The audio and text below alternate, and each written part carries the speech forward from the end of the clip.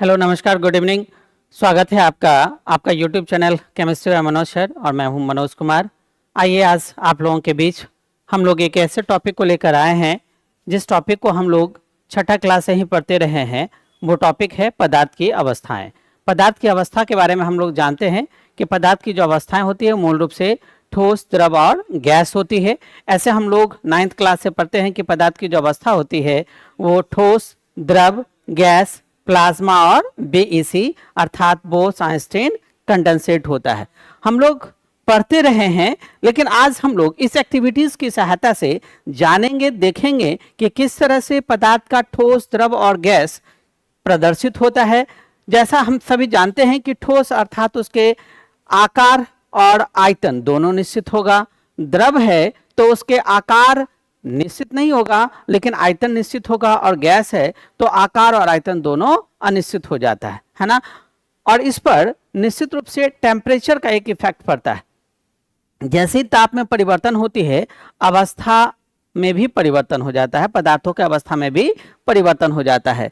तो हम लोग आज देखेंगे कुछ पदार्थों का, उन पदार्थों की सहायता से हम लोग देखेंगे कि किस तरह से उनकी अवस्थाएं परिवर्तित हो रही है, और उसके टेम्परेचर को भी हम लोग देख पाएंगे कि कैसे अवस्था परिवर्तित होती है। तो टेम्परेचर में भी परिवर्तन देखने को मिलता है। आप यहाँ देख पा रहे हैं एक पात्र है। इस पात्र में पदार्थों के स्वरूपों को यहाँ दिखाने की कोशिश किया गया है। जैसा कि आप देख रहे हैं कि इस रंग में जो लिया गया है ये नियोन, और ये नियोन तत्व जो लिया गया है यहाँ पे टेम्परेचर को दिखाया जा रहा है और यहाँ पर पदार्थ की अवस्थाओं को दिखाया जा रहा है।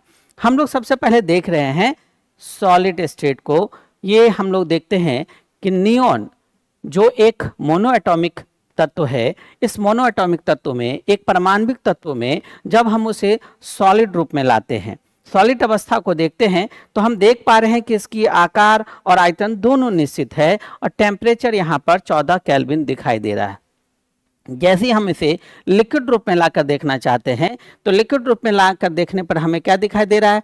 टेम्परेचर 28 केल्विन हो गया। और इन पर पार्टिकल्स को, इन कणों को जो आपस में घेरे हुआ था, यहाँ पर जो सॉलिड में आप देख रहे थे कि ये जो कण आपस में काफी निकटता से एक दूसरे से सटे हुए थे, जिसके फलस्वरूप इसके आकार और आयतन दोनों निश्चित था। यहाँ लिक्विड स्टेज आने पर उसके जो अंतराण्विक आकर्षण बल हैं, इंटरमोलिकुलर अट्रैक्शन फोर्स है, वो वीक हो जाता है। टेम्परेचर पाकर वो वीक हो जाता है, जिसके कारण इसके जो पार्टिकल हैं वो फ्री हो जाते हैं। नहीं, उसके जो पार्टिकल हैं वो फ्री हो जाते हैं, जिसके कारण इसका जो शेप है वो अनिश्चित हो जाता है, परंतु आकार अनिश्चित हो जाता है, लेकिन आयतन जो है इसका वो निश्चित रहता है ना। अब हम लोग क्या करते हैं? गैस में ले जाते हैं। जैसी गैसियस स्टेट में ले जाते हैं, टेम्परेचर देखिए 56 केल्विन हो जाता है, और इसके इंटरमोलिकुलर अट्रैक्शन फोर्स जो होते हैं, अंतराण्विक आकर्षण बल जो कणों को आपस में जोड़े हुआ था, नज़दीक रखे हुआ था, वो अब काफ़ी कमज़ोर हो जाता है, जिसके कारण ये पार्टिकल एक दूसरे से फ्री हो जाते हैं। और फ्री होते ही देखिए ये पात्र की दीवारों से टकराना शुरू कर देते हैं, ये खुद एक दूसरे से टकराना शुरू कर देते हैं, जो गैसों का गति सिद्धांत भी कहता है ना। तो आपने क्या देखा कि नियोन में सॉलिड, लिक्विड और गैस जैसे करते चले गए, इसकी आकृति, आकार में प्रभाव पड़ता चला गया। सॉलिड में आकार और आयतन दोनों निश्चित था, द्रव में सिर्फ आयतन निश्चित था, और गैस में अभी क्या देख पा रहे हैं कि ना इसके आकार निश्चित है ना इसके आयतन निश्चित है ना। इसी तरह से हम लोग आर्गन को देखते हैं। आर्गन भी एक प्रकार का एक परमाणविक तत्व है, इसकी भी यही रचना हमें दिखाई दे रही है। यहाँ भी गैसियस स्टेट में ये जो पार्टिकल हैं, ये पार्टिकल मूव कर रहे हैं, फ्रीली मूव कर पा रहे हैं, ये पात्र की दीवारों से और एक दूसरे से टकरा रहे हैं। लिक्विड स्टेट में जाने पर ये इंटरमोलिकुलर अट्रैक्शन फोर्स जो हैं इसके थोड़े मजबूत होते हैं, मजबूत होने पर ये थोड़े नज़दीक आ जाते हैं। इसके आकार तो निश्चित नहीं होते हैं, लेकिन आयतन निश्चित हो जाती है। टेम्परेचर को देखिए, यहाँ पे थोड़ी सी टेम्परेचर घट जाता है। और अब देखिए जैसी सॉलिड स्टेट की कल्पना करते हैं, टेम्परेचर 43 केल्विन में आ जाता है, और ये इंटरमोलिकुलर अट्रैक्शन फोर्स इसके मजबूत हो जाते हैं, जिसके कारण ये पार्टिकल काफ़ी सन्निकट हो जाता है, काफ़ी निकट हो जाते हैं, जिसके कारण हम इसके निश्चित आकृति और निश्चित आयतन को देख पाते हैं। हम देखते हैं ऑक्सीजन को। ये एक प्राणदायी गैस है ना। और हम सभी जानते हैं कि यह एक डाई एटॉमिक है, यह द्विपरमाण्विक तत्व है। इस द्विपरमाण्विक तत्व के रूप में देखिए इसको, जब हम लोग देख रहे हैं सॉलिड स्टेट में, तो इसका टेम्परेचर दिखा रहा है कि वो 27 केल्विन है। और ये आकृति जैसा देखिए कि आकृति और आयतन दोनों निश्चित है। जैसे ही हम लोग लिक्विड में आते हैं, तो लिक्विड में आने के कारण इसके इंटरमोलिकुलर अट्रैक्शन फोर्स वीक हो जाता है, कमजोर हो जाता है। क्यों हो जाता है? क्योंकि टेम्परेचर बढ़ जाता है। टेम्परेचर बढ़ने पर इसके इंटरमोलिकुलर अट्रैक्शन फोर्स कमजोर हो जाते हैं, फलतः पार्टिकल थोड़ा फ्री होता है। पार्टिकल जैसे ही फ्री हुआ तो इसके आकार अनिश्चित और आयतन निश्चित हो जाते हैं। अब हम लोग क्या करते हैं, गैसेस स्टेट में लाते हैं। जैसे ही गैसेस स्टेट में आता है, टेम्परेचर देखिए 113 केल्विन पे, और ये द्विपरमाण्विक रूप में एक दूसरे से फ्रीली हो जाते हैं। फलतः ये पात्र की दीवारों से और खुद एक दूसरे से टकराना प्रारंभ कर देते हैं, जिसके कारण इसके आकार और आयतन दोनों अनिश्चित हो जाता है। हम यहाँ देख रहे हैं जल को। जल के बारे में देखते हैं तो जल देखिए यहाँ पे दिखाया जा रहा है ना, 2 उजला और एक हम लोगों को ग्रे कलर में दिखाया जा रहा है। ये क्यों? जो व्हाइट व्हाइट दिखाया जा रहा है, ये जो देख रहे हैं इसमें जो व्हाइट 2 ठो है, ये हाइड्रोजन को संबल कर रहा है, हाइड्रोजन को प्रदर्शित कर रहा है। और यहाँ ग्रे कलर में ऑक्सीजन को दिखाया गया है ना।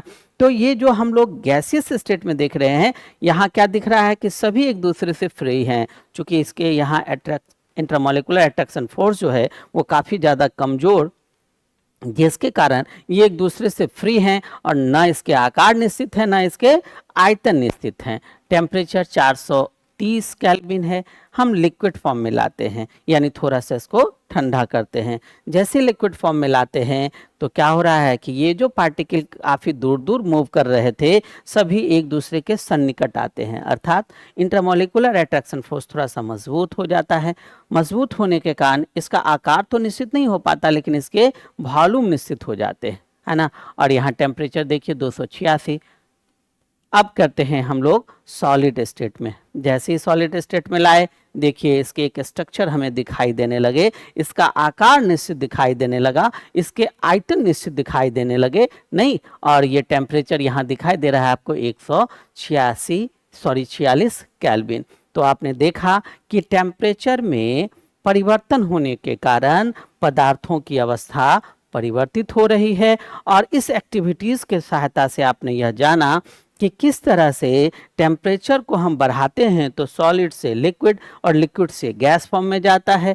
किस तरह से सॉलिड फॉर्म में पदार्थ के आकार और आयतन दोनों निश्चित होते हैं, क्योंकि उसके इंटरमोलिकुलर अट्रैक्शन फोर्स जो है, यानी कणों के बीच में लगने वाला जो अंतराण्विक आकर्षण बल है, वो काफ़ी मजबूत होता है, जिसके कारण कणों को काफ़ी सन्निकट रखता है। फलस्वरूप उसके आकार और आयतन दोनों निश्चित हो जाते हैं।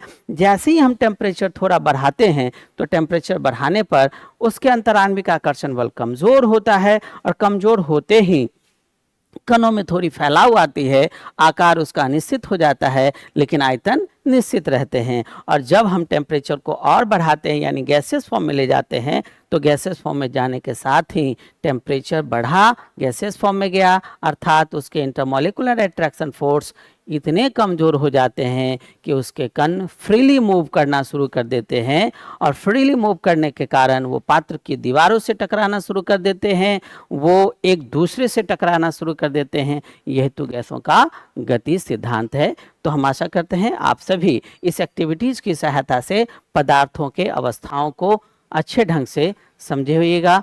बहुत बहुत धन्यवाद। Thank you.